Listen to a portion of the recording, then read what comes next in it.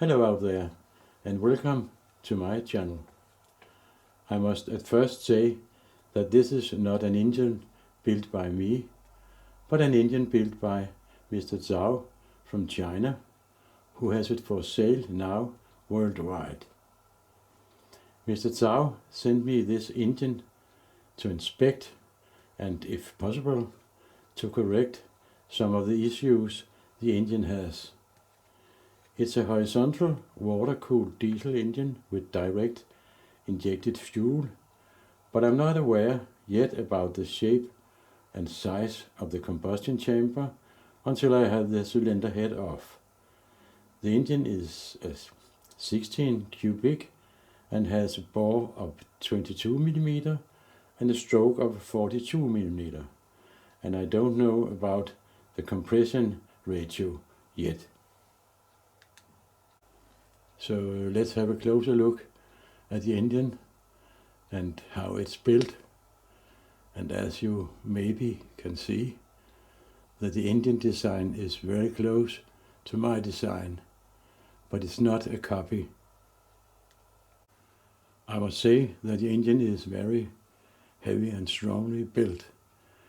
It has a big cast iron flywheel with curved spokes and a very good made solid crankshaft with dustproof roller bearings. The side shaft is connected to the crankshaft via helical gear wheels made of steel, and at the end of the side shaft we have an eccentric to operate the water pump. At the middle of the side shaft we have another pair of helical gear wheels, connected to the flyball governor. At the other end of the side shaft we have another couple of helical gear wheels that connect the side shaft to the camshaft. We have a little handle over here, a decompressor for starting the engine, and it decompress the exhaust valve. Then there's a fuel line. We have the fuel tank and the pipe connection to the injection pump situated here, and again a fuel line to the injector situated at the cylinder head. And above the injection pump we have a flyball governor to control a wedge in and out for more or less fuel. I have had the engine running, but with a lot of smoke and a lot of unburnt fuel coming out of the exhaust. I have tried to reduce the injection timing a bit, but not with much luck. So I will not start the engine for you guys before I have tried to fix some of the issues that the engine has. Anyway, I will put some YouTube links below so that you can see the engine running. And now to the issues.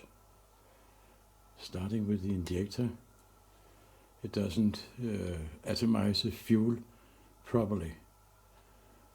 The governor controlled injection pump system doesn't work properly for several reasons. The injection pump is leaking and it doesn't work as it should. But let's talk about one thing at a time. So let's start with the flyball governor connection to the wedge links. All too much play, and the spring for the spring-loaded governor seems to interfere with the wedge links to have the wedge to move freely. And now to the injection pump. The plunger or pump piston leaks badly, and the plunger has a return spring, as it should have, this one, but it seems to prevent the curved wedge from working freely. I will try to compress the spring, and in goes the wedge, and it's working freely now. So the idea would be to have a stop for the pump plunger at a certain position. Yet another thing about the pump piston or plunger, it has a diameter of 4 millimeter, way too much for such a little engine. 2 millimeter or at the most 3 millimeter diameter of the plunger would have been much better. I have the cylinder head off, and the piston is at its top dead center, and it seemed to be flush with the cylinder. I took off the cylinder head to check the combustion chamber, and the combustion chamber seems to be a hollow shape in the cylinder head. We have the exhaust valve at this point and intake there, and we have the injector there. And I would have liked if we have had the combustion chamber perhaps at the piston top, a hollow place in the piston top, or perhaps in the middle of the cylinder head. But let's see if we have made some of the issues, if we can get the engine to run properly. The injector, the same type as I use, a spring-loaded needle valve, but it's much bigger than mine. And I have tested it, as mentioned, and it doesn't atomize the fuel properly. And I will show you why. First, the spring for the needle valve is all too hard and strong, and the needle valve head has an edge, a worn edge. That means that the needle won't vibrate and atomize the fuel properly. I have the injector pump off and taken apart, and this is the pump and the piston or plunger. I will try to tighten the leaks. It was leaking badly. So I have made a cap, this one, and machined it inside for an O-ring with an outside diameter of 6 millimeter and an inside diameter of 4 millimeter. And then the O-ring goes into the cap, and then I will try to Loctite it on the pump. And let's see if it's going to work. The cap and the O-ring is installed on the pump, and the next step is to make a stop for the plunger. I have made a dish that fits rather precise to the head of the plunger, and in the bottom of the dish is a stop. At this side I have drilled a 3 millimeter hole, and I have made a push with a 3 millimeter threaded hole for a threaded rod, and my intention is to mount the push and lock it with the threaded 3 millimeter rod, and then use a nut to adjust the height of the plunger. My intention is also to Loctite the dish to the plunger head. I have finished the pump piston stop and modified the dish a bit, and I have two nuts over here to adjust the height and thereby the height of the stop, and then I have adjusted the stop using a 1 mm brass pin in the suction hole and adjust it so that the pump piston just uncover this hole. The pump is on the engine again, and the wedge can move freely now until about here.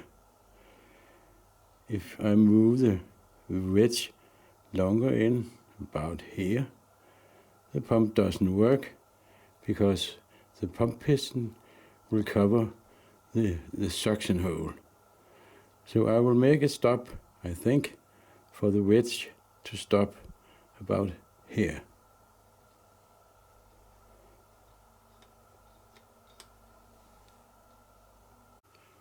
Yes, and I couldn't wait for making a pumping handle for the pump.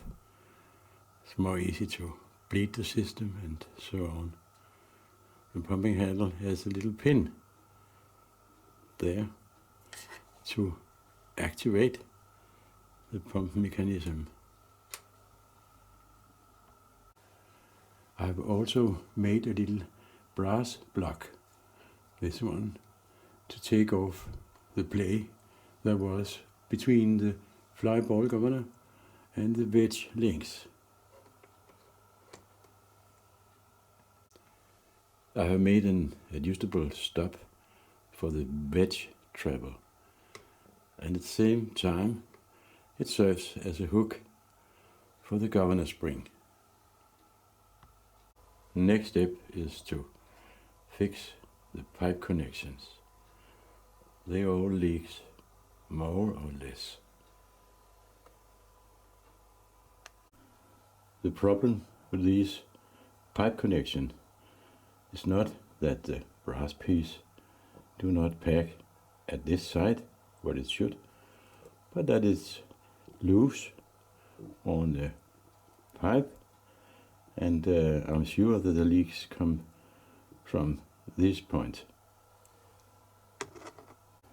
So I have cleaned all the joints properly and soldered the small brass pieces to the pipe. Let's see if it would do the trick. So now we have no leaks except for the connection between this tube and the injector body. So I have machined a groove down the tube to fit an O-ring. It's an 8 mm O-ring, and I have machined the injector body and fitted a small washer to press against the O-ring. I was out to test the engine. It was running, still poorly because of the injector, but suddenly I heard a tremendous bang, and then I found that the one main bearing broke loose. So let's hope that the helical gears do not suffer from this. Worst case scenario, the teeth, especially at this big gear wheel, is badly scored, but I will try to fix it by gently filing the teeth. So now we have an issue more. The side shaft got bended at the same time, but I'll try to straighten it and file the teeth very careful. I've straightened the side shaft and dressed the teeth very careful, and then I have machined 2/10 of a millimeter at the bottom of the clamp to have a better grip on the bearing, and I will do the same on the other side. I was outside starting the engine to check if the gear wheels still was working, and they were. But suddenly the flywheel broke loose. I tried to tighten it very hard, but it broke loose again. And the only thing to secure the flywheel is one nut. And it won't work when we are talking about a diesel engine. I have secured the flywheel with a very strong Loctite, and until now it stays on the crankshaft. I have tested the engine running.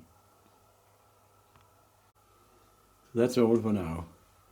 In the next episode I will concentrate on the injector. That seems to be the biggest issue. Thank you for watching. Bye bye.